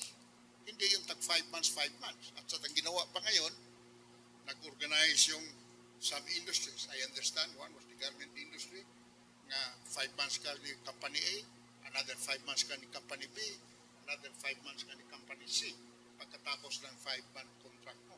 Just so nga hindi ka ma-regularized. The purpose really is to skirt the provision of 6715, which is to make a worker who work for 6 months, whether broken or continuous in 1 year, to become regular. That is the purpose. Okay. Just one follow-up. Senator Herrera, being the official or de facto president of TUCP, No, I am the real president according to the Supreme Court. I stand corrected, Senator. May I know if you have any idea what percentage of our labor are victims of end of contract? Yung contract, yung 5 Yes, months. yes, 5 months. Because I understand that there are now corporations purely to hire employees for contractualization. Well, yun siguro mga part of the service contractor, like yung mga contracted out mga workers like in the Philippine Airlines, yung mga baggage boy nila ngayon, parang outsource na. So, you are referring to that corporation siguro like that in the Philippine Airlines where they have mga baggage boys. No, sir, I'm not referring to these people. For instance, at the export processing zone, I understand that people are hired by a manpower recruitment office. Yeah, And they are not employees of that corporation or that company inside the export zone. They are employees of the manpower corporation. Yeah. I think that's illegal. I don't know. Well, I don't know as what's of happening now- really in our country. As of now, unless they have violated the requirements of the law, consider natin nga legal. And so for the unions, in the same way that what we are now giving instruction to our organizer is to organize the workers of this service contractor. And you sign a memorandum of agreement or a collective bargaining agreement with the service contractor. Because this is now widely practiced, even in Subic, I tell you, there are companies there employing 2,000, but majority are 5 months contract, which is in violation of the law. Okay. Thank you. Maganda itong usapang to, pero for the information of our friends, even broadcast stations nowadays have contractual reporters. Yes. Yeah. In fact, a former commissioner of the National Labor Relations Commission, who is now retired, just won a case against ABS-CBN. Really? And paid 60 million. Oh, babantayan. You file a case. Aha. Alam mo, if your right is being violated, file a case. May masaya niyan si Kim Inares. All right. Go ahead. Ernie Reyes po sa interaction.com ng TV5. Good morning, Mr. Senator. Ang tanong ko lang po sa lahat. So, ang sinasabi natin kanina sa discussion, may violation ng law 6715, yung contractualization. So, anong ginagawa naman ng TUCP to question this violation? Let me qualify. When I say there is a violation, because mayroong mga requirements yun. Kung that position na kinocontract out is desirable to the business of the company or directly connected with the business of the company, you cannot contract that out. Now, iba yung in the case, for instance, of janitors, nagtrabaho sa bangko, ay hindi naman yung janitorial. That is not the business of the bank. So, pwede i-contract out mo yan. That is why, in many of these companies now, like especially the banks, yung mga security guards, yung mga janitors, are not directly employed by the bank. How about dun, sir, sabi nga sa yung endo regime, yung end of contract ka na sa fast food chain, sa SM, sa mga mas marami pa silang contractualization doon kaysa sa mga security guards eh. Precisely. That's why I'm saying, kung nakita ninyo na violated yung right ninyo, file a case. Kung pabayaan ninyo yun, walang mangyari. Ang tanong ko nga po, since na you are one of the labor institution dito sa ating bansa, ano ang ginagawa niyong legal remedy to question that contractualization Precisely, before the court? I've just mentioned that one of these cases we just won. One of our lawyers, si Atty.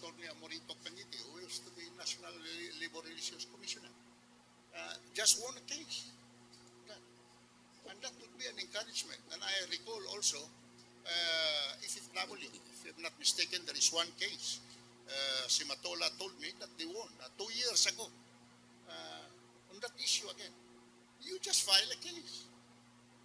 Now, pero kung siya ay valid, yung kanyang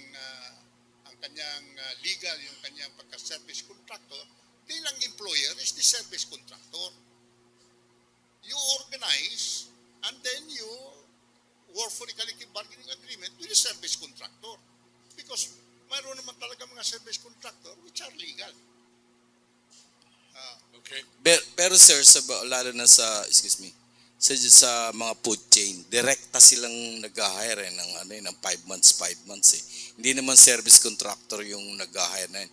Direkta, let's say yung franchisee from Jollibee. And then yun na, yung sinabi ko sa inyo, i-apply na ninyo yung 6715. Sue them. Yun ang sabi. Pero will TUCP... Paano naman magkakaroon ng lakas ng loob yung mga limang... Why don't you come to us? We will be very happy to help organize the workers there.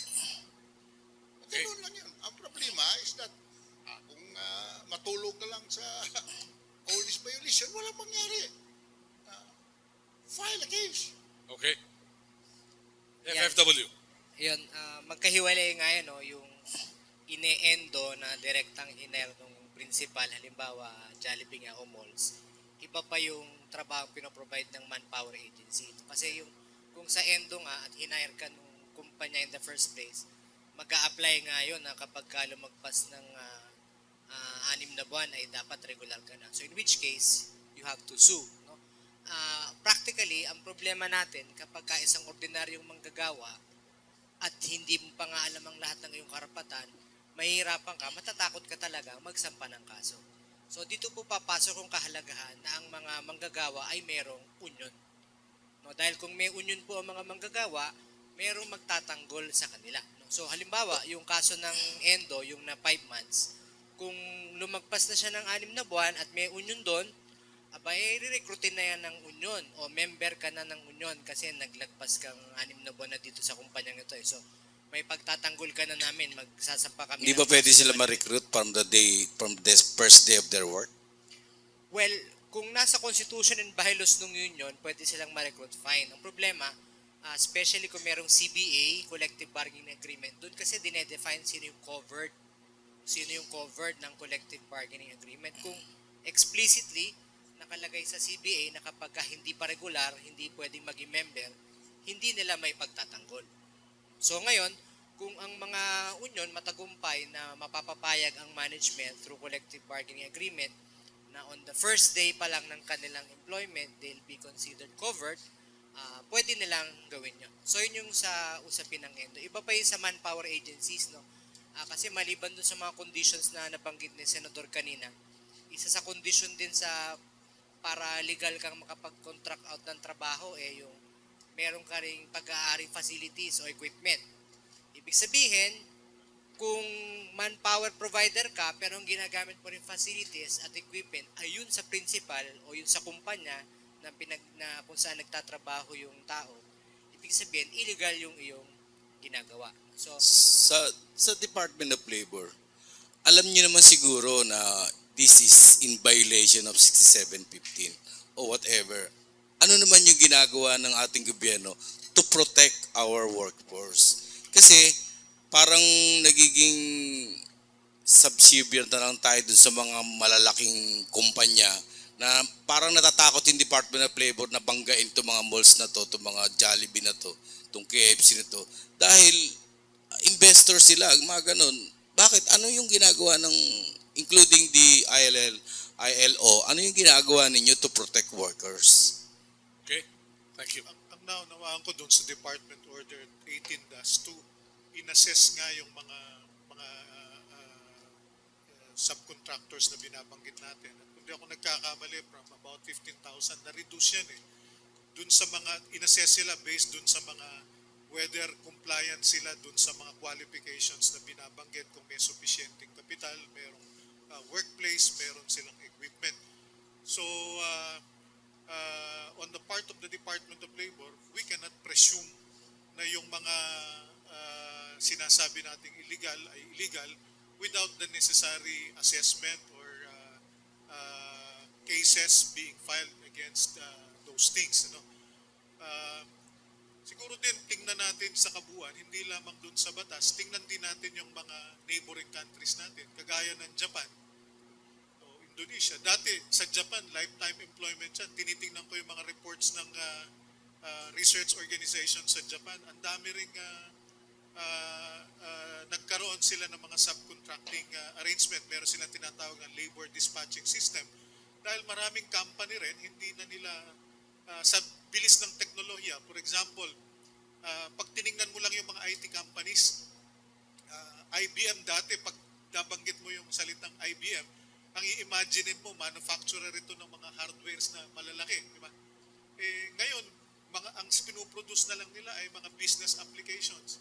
So, ang daming nababago sa mundo natin ngayon na kailangang maunawaan din natin. In fact, meron akong isang training HRD training manager na nakausap minsan. Sabi niya, sa isang workplace, meron kang 4 o 5 klaseng workers. Baby boomers, Generation X, Generation Z, Y, Z, millennial, post-millennial. Meron naman daw mga worker, ang gagaling, gusto mong i-retain, hindi mo ma-retain between 6 months to 18 months. Gusto lang nilang magtrabaho ng maigling panahon habang ang pakiramdam nila ay relevant o may meaning yung trabaho. After that, sila mismo ang nawawala, nagbabakasyon somewhere. So, ang daming hamon ngayon na hindi ako sigurado kung lahat ng batas ay nakakaagapay sa nagbabagong panahon. So siguro kailangan din nating tingnan yung mga nangyayari sa buong mundo na makita natin, ang Pilipinas ba ang may control lamang sa nangyayari yan o lahat tayo ay china-challenge sa mga kaganapang yan. At a certain point, palagi tayo dapat maghahanap ano yung makabagong arrangement na aagapay at magpuprotekta to the extent possible sa bawat isa. Kaya hindi mo po pwedeng ihulma lang sa isang hulmahan ang sitwasyon sapagkat talagang nakakagulat, maraming mga pagbabagong nagaganap.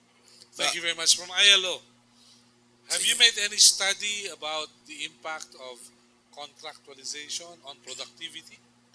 Ano lang po, ang ILO ay isang standard setting na institution. So, we assist, provide technical assistance and technical support to the different, to our tripartite constituents when it regards to tools, studies, or anything else. Pero ang tingin namin sa contractualization is it's definitely not cost effective. If you let go of an employee and hire a new one and hire a new one. So that's how we view it from our organization. Dagdagan po natin mula sa ECOP perspective. Maganda to dahil we have a well-rounded discussion. Yes. Masalimuot na usapin talaga yung tinatawag na contractualization of labor. Kung kaya't yung batas na binabanggit ni Senator Herrera, kasama na dyan yung DO 18 ay sagot doon sa tinatawag na abusong ginagawa ng ibang employers, at napapansin natin na lalong nagiging mahigpit na ngayon ang Department of Labor doon sa pagsisiguro na hindi na ulit mangyari itong pang-aabuso na to. Kaya sa panig ng ECOP ay naniniwala kami na dapat ipatupad ng maayos yung mga batas kasama na yung Department Order 18 upang matigil itong tinatawag na endo system, yung may tawag pa dito yung 555 ang tawag dito, at dapat ay sampahan ng kaso yung mga lumalabag sa mga panuntunan sa mga batas. Pero dapat titingnan din natin itong phenomenon na ito sa maraming pagbabagong nagaganap at nangyayari sa loob sa mundo ng paggawa. Dahil itong issue na ito ay hindi lamang issue dito sa Pilipinas, ito ay issue din sa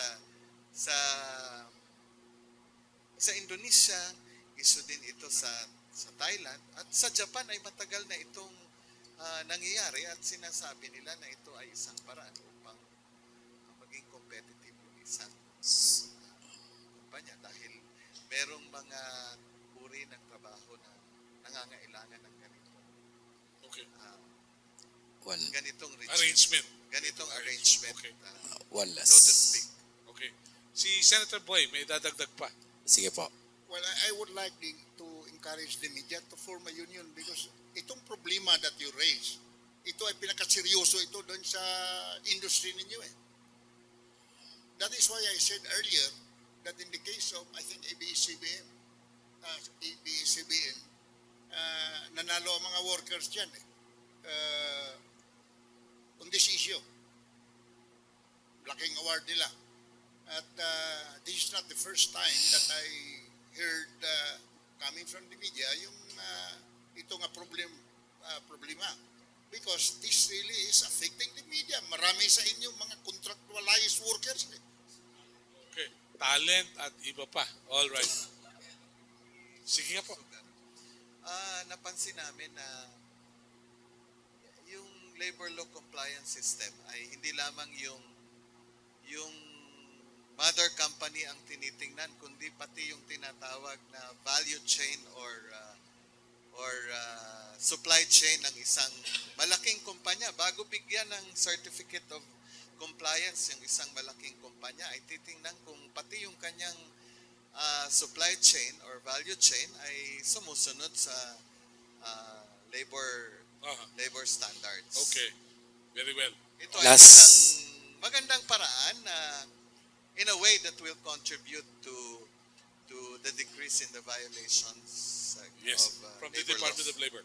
At nabanggit yung labor law compliance system. Kagaya dun sa pagbabago na iba na binabanggit ng Department of Labor kanina. Ang trust ng labor law compliance system ay hindi umakto ang Department of Labor na parang law enforcer lamang.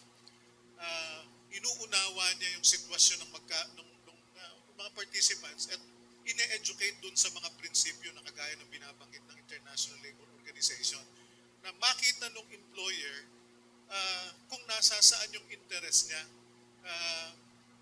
Bilang isang employer, napakahirap na kumuha ka lang basta ng worker at pagkatapos mong sanayin, namumuhunan ka rin, tinitrain mo siya, company rules and regulations, ano ba yung mga proseso na ginagawa mo rito, tapos bibitawan mo siya. Sa Japan, ang paniwala nila, kaya meron din silang tinatawag na lifetime employment, pagka binitawan mo isang manggagawa, kanino relevant yung skill niya? Most likely, dun sa kanyang competitor. Hindi naman siya pupunta dun sa anong klaseng trabaho lang eh. Most likely sa competitor siya. Kaya hanggat maaari, pinipreserve siya. So, maunawaan ng magkabilang panig ito. At yung worker naman, kaya ang amin ding advokasya ay pataasin yung antas ng kakayahan ng worker. Kasi habang tumataas yung antas ng kanyang kakayahan, yung employer naman hanggat maaari ayaw siyang bitawan. So, merong ginagampanan pareho yung involved dito. At ngayon nga, binabago ng Department of Labor yung kanyang papel na sa halip na pinupwersa lang niya yung magkabilang panig na maghanap ng isang arrangement na makakabuti sa kanilang dalawa. Ngayon ay nagiging educational yung approach. So, yun ang isa sa mga pagbabago. Which brings me to the point na kahit yung mga nasa Ordnance and Explosives Unit ng Police at Armed Forces, dapat mong alagaan after retirement. Where will they go after retirement? When their expertise is bomb making. Di ba? Okay. Skills yun. One last. Sige na, alas 12 tayo. One last na lang. Agree ba kayo na we should end the endo regime sa labor sector natin?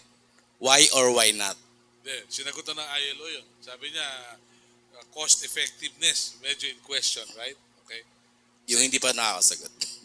Well, siguro hindi ko i-approach ng gusto ko ba o ayaw ko. Ang advokasya ng Department of Labor ay to create a world of work that is as humane as possible. Paano mo yung gagawin? Hindi dun sa basta lang lahat aayawan ko. Kung hindi sa nagbabagong panahon, kailangan mong i-discover kung ano yung arrangements na po pwede ninyong gawin na makakatugon hanggat maaari sa interest ng bawat isa. Kaya nga nabanggit ko kanina, parang humanistic ang dating ko kanina, Melo, na may tendency tayo na pag may problema sa isang bayan, titingnan mo yung employer, ikaw bang may kasalanan? O kaya tatanungin mo yung worker, yung labor union, ikaw ba ang may kasalanan? O yung gobyerno, ikaw ba may kasalanan? At the end of the day, pag hindi tayo nagkasundo, na nagtulong-tulungan tayo, lahat tayo ay may problema. Pero may mga bansa na kayanan nila na paunlarin yung kanilang ekonomiya. Nabanggit mo yung example na dati kilala sila sa ganitong hindi magandang katangian. Pero dahilan sa nagtulungan sila, yung matatalino nila, may mga bansa nga ini-encourage na yung pinakamatalinong miyembro ng pamilya dapat sa gobyerno nagtatrabaho. Para sa ganon ay makapagbalangkas siya ng patakaran at programa na tutulong sa pag-aangat ng kanyang bayan. So gusto kong tingnan dun sa ganong positibo rather dun sa ayoko ba o hindi ko gusto.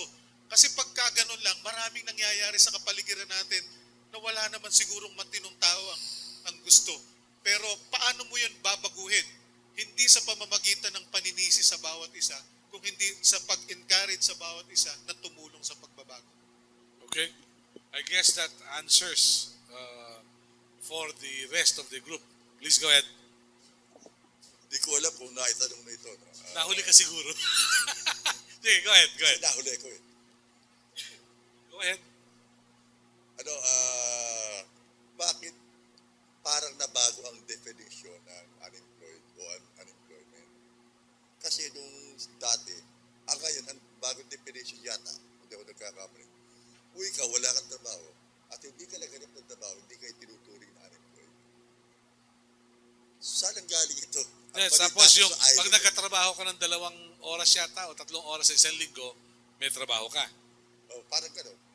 Basta wala kang trabaho, yung isa, basta wala kang trabaho, kahit na wala kang trabaho, basta hindi ka naganap ng trabaho, hindi ka tinuturing unemployed. Teka muna, liliwanagin natin yan. Okay? From ILO. Ang definition po ng unemployed based dun sa international labor statistics is without work, available for work, and seeking for work. So yung tatlong yun, as long as nagpo-fall ka sa criteria na yun, ay bilang ka bilang unemployed. At ina-adapt yun dito sa ating bansa. Ngayon may patanong ho dito. Without work, available for work, and seeking for work. So wala unemployed. Meron patanong dito, bakit? Seeking. Dapat po sa international definition po yung kasi hindi lamang Pilipinas ang gumawa nun, kung hindi international standard yun. Wala kang trabaho, available ka for work, at saka naghahanap ka actively ng trabaho. Kasi sa anuman pong lipunan, hindi po lahat of age ay talagang naghahanap ng trabaho.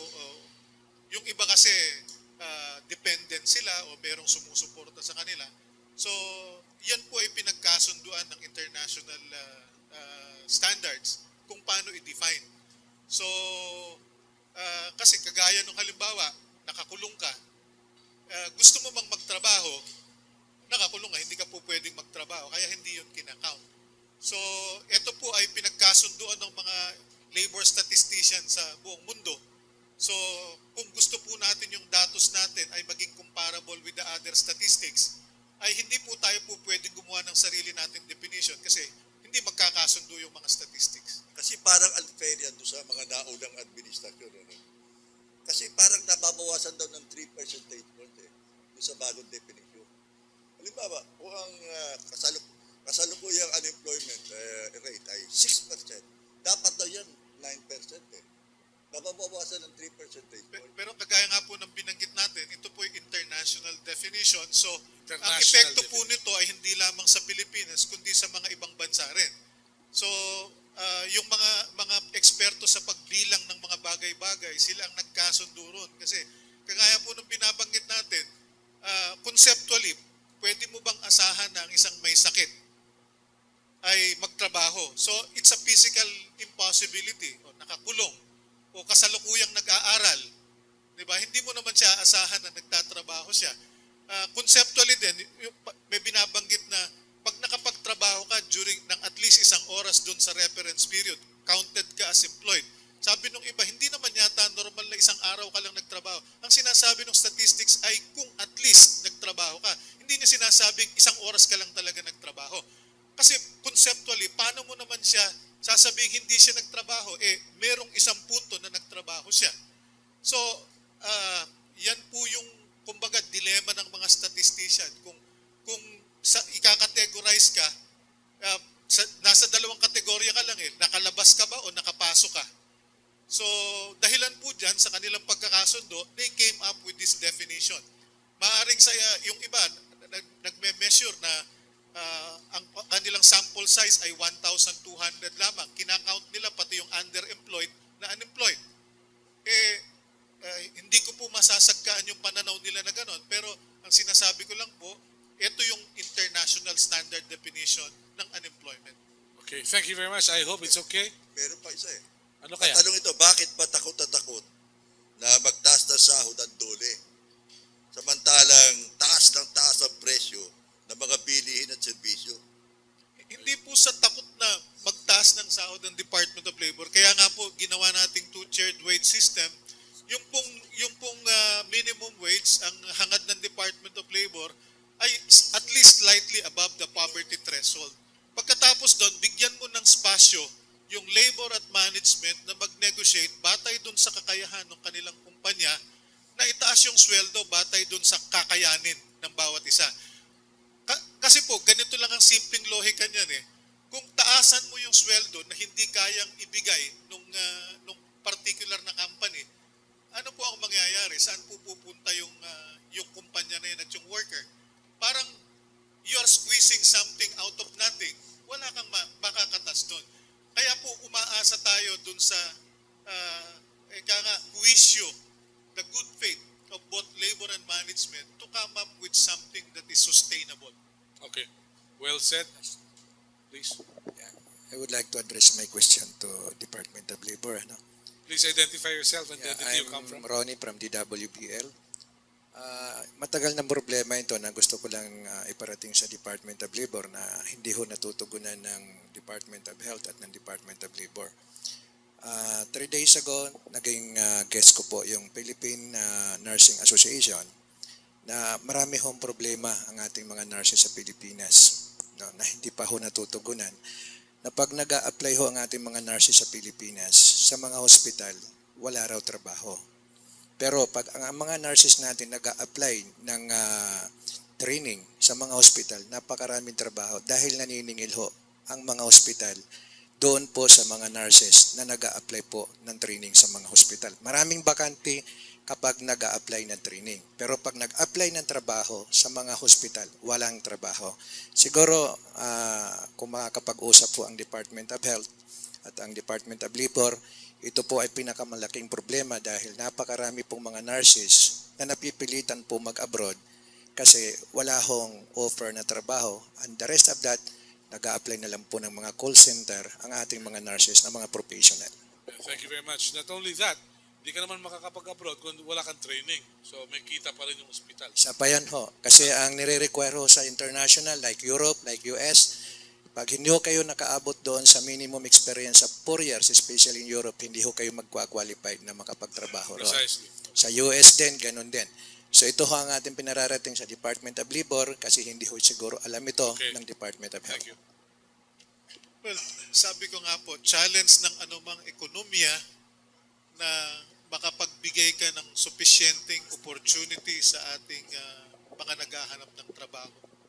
But yung mismong report ng ILO said, the Department of Labor can do and it is doing what it can to facilitate employment. No? Pero at the end of the day, hindi po kami ang lumilikha ng oportunidad at ng trabaho. So kaya po importante nga, kagaya ng nababanggit natin kanina, na magtulungan tayo na maibunsod yung ekonomiya natin that can generate enough opportunities. Iba po yung employment sa training. Meron po tayong mga institusyon na itinakda upang sila yung magbigay ng opportunities for training. Yun din naman pong mga employers, meron po rin silang karapatan, kagaya ng mga manggagawa, na naghahangad sila na yung kanilang i-hire ay may demonstrated competence to be able to do the job. Kaya yung iba, nagre-require sila ng training experience. So, palagay ko nga po, kailangang suriin ng maigi yung sitwasyon dito sa binabanggit ninyo kung ano ang mabuti para hindi naabuso yung ating mga manggagawa. Siguro that will also apply for those who would like to become president by 2016, no? Na merong training, on-the-job training, apprenticeship. But that's another case. Don't react. My question is, I'm Tess Ramiro from the Catholic Media Network. My question is for Mr. Moya of ECOP.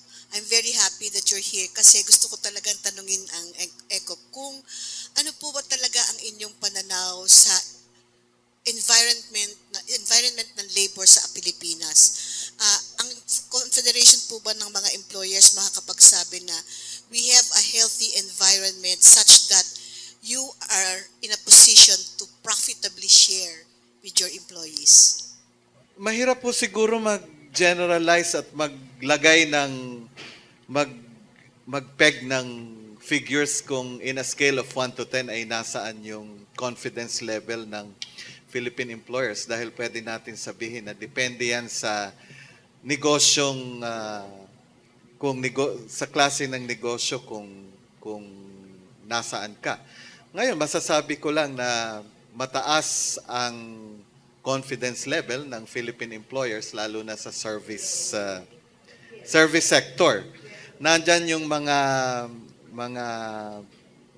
rising industries like tourism, food processing, agribusiness, at lalong-lalo na yung sa BPO industry. Sa mga industriyang ito ay talagang mataas ang kumpiyansa ng Philippine employers. 8, 9, mga ganong ano. Yung iba, halimbawa, yung garment and textile sector, wala na yan nagsialisa na yan sa Pilipinas. It's almost dead.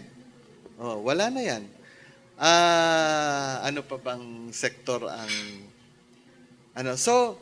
but generally speaking, the confidence level is high. We remain hopeful that things will get better.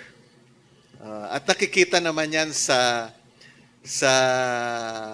economic growth ng ating bansa. Tumataas din yung, although hindi mabilis sa World Competitiveness Report, nakikita naman na umaangat yung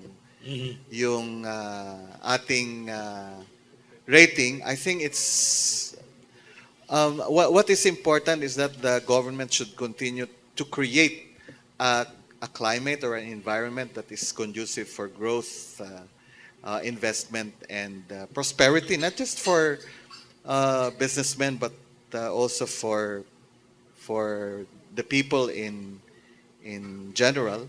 I think we have to address the problem of jobless growth.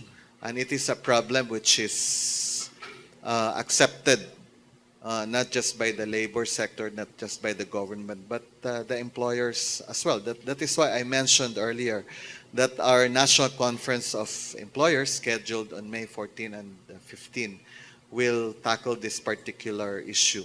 The theme of our conference is Jobs and Prosperity, the Ultimate Challenge. So hindi nyo napapaltan yan into Survivor Philippines 2015? Ay, tapos na tayo doon sa survivor, sa pagsusurvive ng, I think we have survived.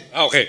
All right. The question now is, how do we sustain the momentum of growth by putting in place the right policy and making sure that business is able to rise up to the challenges of the Okay. times? Well, pahabol ng ating kasama mula sa dating miyembro po ng Senado. And then we'll have to close. I would just like to ask the Department of Labor na tingnan nila yung practice ngayon sa mga shipping industries. Ang nangyari ngayon, kung mag-apprentice ka, you pay. Pareho na sa mga nurses. Na may trainees nila pero babayad ka. At least for 2 years because yun ang requirement. In the shipping industry, you can work overseas kung mayroon kang 2 years na apprenticeship. Ang nangyari ngayon, maka-apprentice ka pero babayad ka na. But years back, wala yun eh. If years back walang bayad, bakit ngayon pinabayad nila? Okay. Very good point. Mr. Undersecretary. Well, alam po natin magkaiba nga, kagaya ng sinabi ko, magkaiba ang training dapat sa employment. So, yung mga ganitong challenge, kung may mga ganitong suliranin, ay dapat tinitingnan upang sa ganon yung karapatan ng mga manggagawa ay hindi naabuso. So, the department will continue to address and look at these challenges and find out what can be done to improve the situation. Yeah, thank you very much. Sandali mo na. Siguro tingnan ninyo ito. Hindi naman ito, you cannot dismiss the problem by just saying, mga bagong developments ngayon. Sapagkat, kung tingnan nyo yung bagong developments, dati, per vessel mayroon 41 to 42 crews. Ngayon, 19 na lang. Now, the latest information natin, nga yung ating deployment overseas, na-reduce at mataas ang reduction. Could it be because of this reason nga wala na tayong qualified nga mga bagong ma-deployed natin sa overseas? Now, the seafarers, isa sa pinakamataas nga contributor. And we control actually almost 2/3 of the supply of seafarers. Siguro this very important aspect ng employment natin. Tingnan ng Department of Labor, bakit ba maghingi kayong bayad ngayon? Okay. Years back, wala eh. Salamat po. Well, titignan po natin yan kasi nung ako'y laborators ang alam ko kaya maraming shipping vessels na nag-reduce ng crew ay because of the adoption of computerization. Marami dun sa mga dating trabaho na manually ginagawa, including yung plotting ng anong tawag dito, ng route ng mga barko, ay ginagamitan na ng GPS, may ginagamit na silang data management system. So, tatanungin ko po ang mga ahensyang namamahala dito sa nabanggit ninyong impormasyon nito, kagaya ng POEA, ng OWA, upang sa ganun ay mapag-aralan nito yung problema na yan kung nangyayari ang problema. Okay. Pahabol mo, Julius. Papaalam na tayo. Wala tayong panakalian dito. Okay. Sige, bibilisan ko lang.